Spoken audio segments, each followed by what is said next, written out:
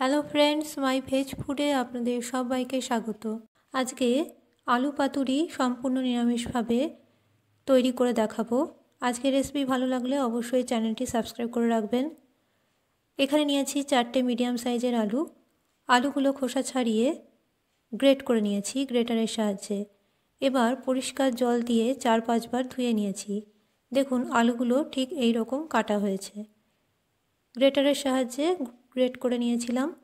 এবার আলুগুলো পরিষ্কার জলে ধুয়ে নিয়ে একটা কড়াইয়ের মধ্যে আলুগুলো এই জল সমেতই দিয়ে দিচ্ছি।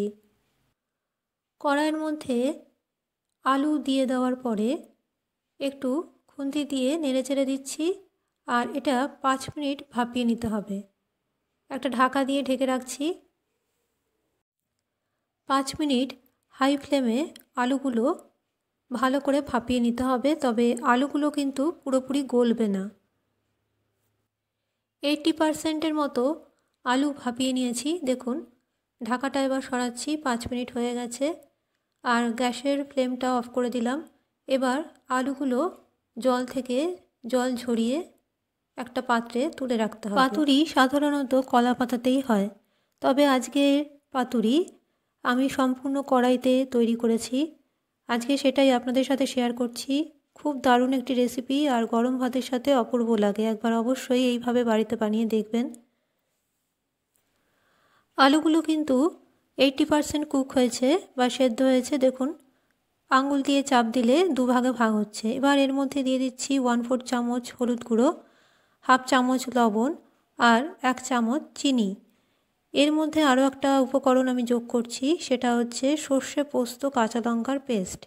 এখানে পোস্ত নিচ্ছি 2 চামচ, 1 চামচ সর্ষে, সাদা সর্ষে আর কালো সর্ষে মিক্স করা আছে, আর নিয়েছি লবণ 1/2 চামচ আর 2টো কাঁচা লঙ্কা সামান্য জল দিয়ে একটা পেস্ট তৈরি করে নিয়েছি। সেই পেস্টটা দিয়ে দিচ্ছি এই আলুর মধ্যে। এবার একটু নেড়েচেড়ে নেব। একটা চামচ দিয়ে ভালো করে মশলাগুলো আলুর সাথে মিক্স করে নিতে হবে। আর এখানে বলে রাখি, আমার চ্যানেলে সব রেসিপি সম্পূর্ণ নিরামিষ। আমার ফেসবুক পেজ মাই ভেজ ফুড আপনারা অবশ্যই ফলো করুন। তার লিঙ্ক ডেসক্রিপশন বক্সে পেয়ে যাবেন, সেখানে ক্লিক করে দেখে নিতে পারেন।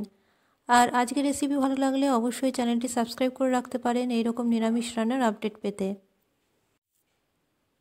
আর চ্যানেলটি সাবস্ক্রাইব করে পাশের বেল আইকনটি প্রেস করতে ভুলবেন না, তাহলে যখনই আমি কোনো রেসিপি আপলোড করব আপনারা সেটা সঙ্গে সঙ্গে দেখতে পাবেন। এবার ভালো করে মিক্স করে নেওয়ার পরে একটা কড়াইয়ের মধ্যে দিয়ে দিচ্ছি 2 টেবিল স্পুন সর্ষের তেল। সর্ষের তেল ভালো করে গরম করে নিতে হবে আর কড়াইয়ের চারধারে ভালো করে ছড়িয়ে দিতে হবে। এবার এর মধ্যে দিয়ে দিচ্ছি 1/2 চামচ কালো জিরে। এখানে সর্ষের তেল খুব ভালো করে গরম করে নিতে হবে। এবার কালো জিরে দিয়ে দিচ্ছি। কালো জিরে দিয়ে দেওয়ার পরে ভালো গন্ধ বেরোলে এর মধ্যে দিয়ে দেব মেখে রাখা আলুর মিশ্রণ। আজকের আলু পাতুরি রেসিপি কলা পাতা ছাড়া আপনাদের কেমন লাগলো অবশ্যই কমেন্ট করে জানাবেন। ভালো লাগলে একটা লাইক করবেন, শেয়ার করতে ভুলবেন না। আজকের রেসিপি খুবই ইউনিক আর সম্পূর্ণ নিরামিষভাবে তৈরি, তাই আজকের রেসিপি অবশ্যই একবার এইভাবে বাড়িতে বানিয়ে দেখুন। গরম ভাতে অসাধারণ লাগে খেতে। মেখে রাখা আলুর মিশ্রণ তেলের মধ্যে দিয়ে দিলাম। এই সময় গ্যাসের ফ্লেম লো টু মিডিয়ামে করে দিতে হবে। এবার খুন্তি দিয়ে ভালো করে ছড়িয়ে দিচ্ছি আর একটা ঢাকা দিয়ে ঢেকে রাখবো 2 মিনিটের জন্য। 2 মিনিট পর ঢাকাটা সরাচ্ছি। ঢাকা সরিয়ে এর অপর দিক খুন্তি দিয়ে উল্টে দিতে হবে আর উল্টে পাল্টিয়ে একটু নেড়ে চেড়ে আলুর মিশ্রণ আবার কড়াইয়ের মধ্যে ছড়িয়ে দিয়ে আবারও 2 মিনিটের জন্য ঢেকে রাখতে হবে।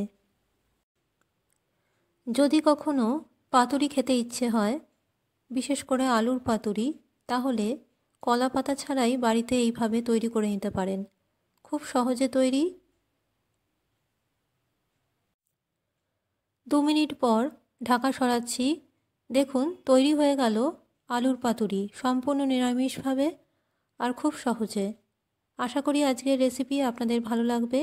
আর রেসিপি কিন্তু এখানেই শেষ নয়। এবার একটা পাত্রের মধ্যে পাতুরি উঠিয়ে রাখছি। আর পাতুরির ওপর থেকে দিয়ে দিতে হবে 1 চামচ সর্ষের তেল। একবার অবশ্যই এরকমভাবে বাড়িতে খেয়ে দেখুন, খুবই ভালো লাগবে খেতে। আজকের মতো আমার রেসিপি এখানেই শেষ করলাম।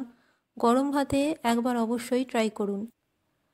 আশা করি আজকের রেসিপি খুবই সহজ পদ্ধতিতে তৈরি আলুর পাতুরি আপনাদের ভালো লাগবে।